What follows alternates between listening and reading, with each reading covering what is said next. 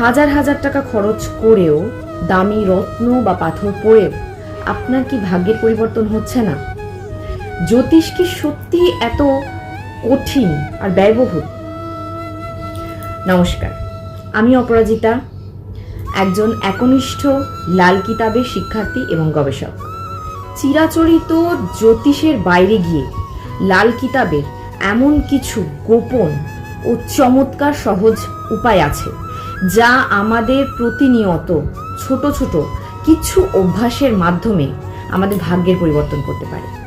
আমি নিজেও এই শাস্ত্রটি প্রতিনিয়ত গভীরভাবে শিখছি এবং আমার এই পেজেই আমি আপনাদের সাথে শেয়ার করব লাল কিতাবের কিছু সস্তা, সহজ এবং 100% কার্যকরী টোটকা, যা আপনাদের মানিব্যাগ খালি করবে না, বরং আপনাদের জীবনে সুখ, সমৃদ্ধি এবং প্রচুর পজিটিভিটি নিয়ে আসবে।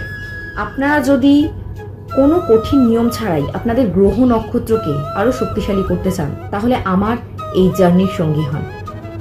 অবশ্যই আমার এই পেজটিকে আজই লাইক এবং ফলো করুন।